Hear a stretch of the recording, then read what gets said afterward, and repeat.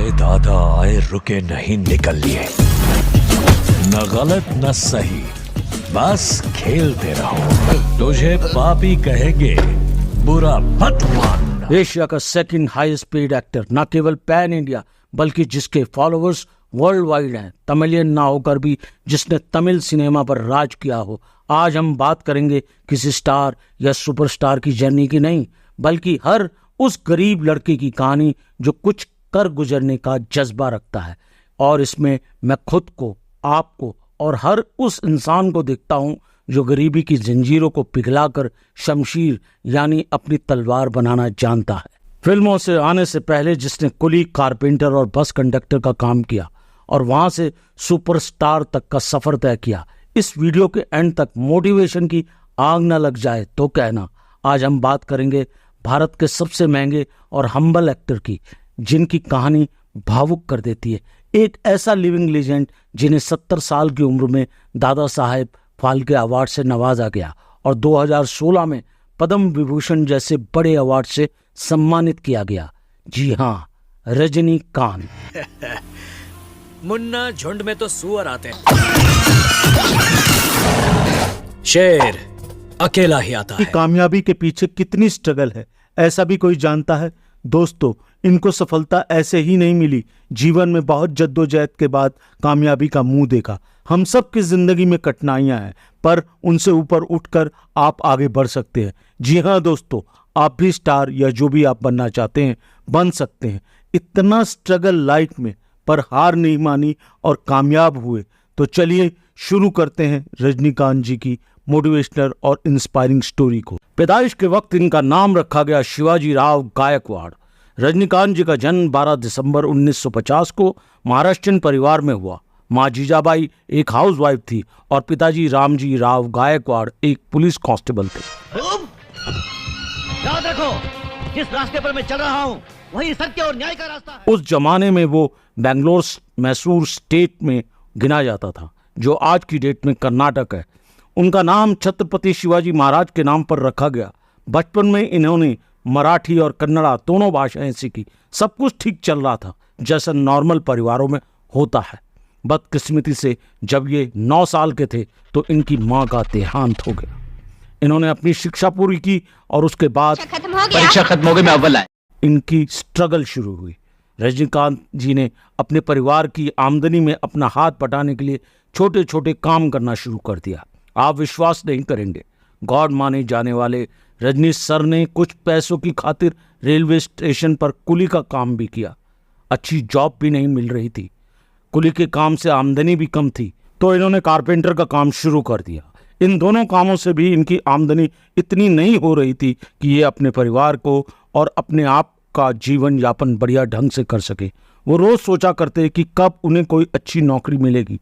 काफ़ी जगहों पर धक्के खा आखिर रजनीकांत साहब को बेंगलोर ट्रांसपोर्ट सर्विस में कंडक्टर की नौकरी मिल गई। स्कूल के समय से ही वो ड्रामा में भाग लिया करते थे।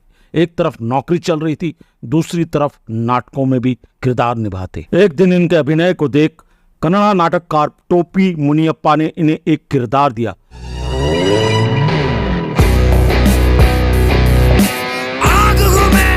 वो ही रजनी सर का टर्निंग पॉइंट था। उन्हीं दिनों रजनीकांत साहब को मद्रास फिल्म इंस्टीट्यूट का पता चला।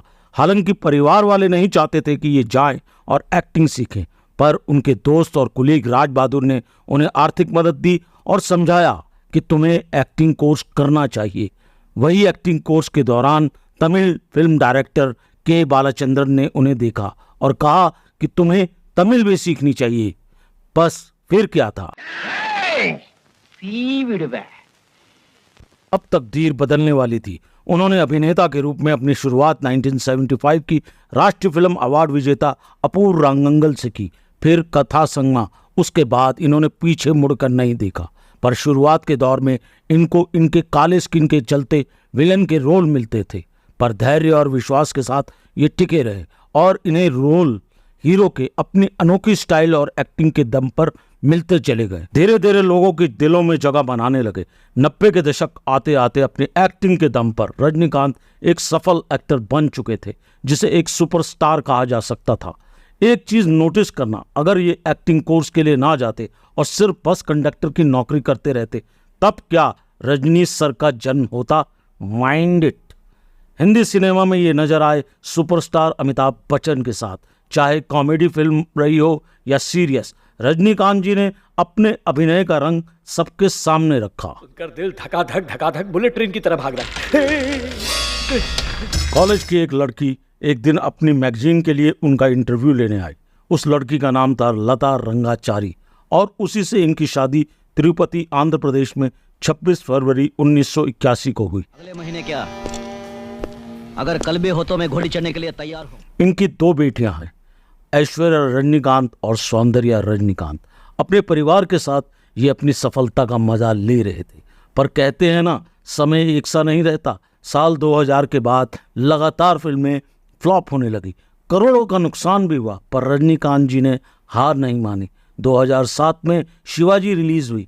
इस फिल्म से भी इनको ज़्यादा उम्मीद नहीं थी, पर इस फिल्म ने बम्पर बिजनेस किया और जानते हैं, रजनीकांत जी को 26 करोड़ का पेमेंट हुआ। अब वो इंडस्ट्री के सबसे ज़्यादा फीस लेने वाले एक्टरों में शुमार हो चुके थे। फिर 2010 में आई रॉबर्ट ने भी कमाल कर दिया। इस फिल्म ने इन्हें 45 करोड़ की पेमेंट दी। फ्लॉप फिल्में होते होते इन्होंने हिम्मत नहीं हारी और फिल्म करते गए। इससे क्या समझ आता है कि टाइम कभी एक सा नहीं रहता। अगर आप हिम्मत और आत्मविश्वास के साथ हारने के बाद भी काम करते रहते हैं तो निश्चित ही उसका इनाम, उसका रिजल्ट बहुत बड़ा होगा। इसलिए दोस्तों, रजनीकांत जी की तरह अपने पैशन में मेहनत और अभ्यास से रंग भरिए और फिर देखिए कमाल जो आप करना चाहते हैं अपने जीवन में कीजिए। बस एक चीज अपने में रखिए, वो है आत्मविश्वास।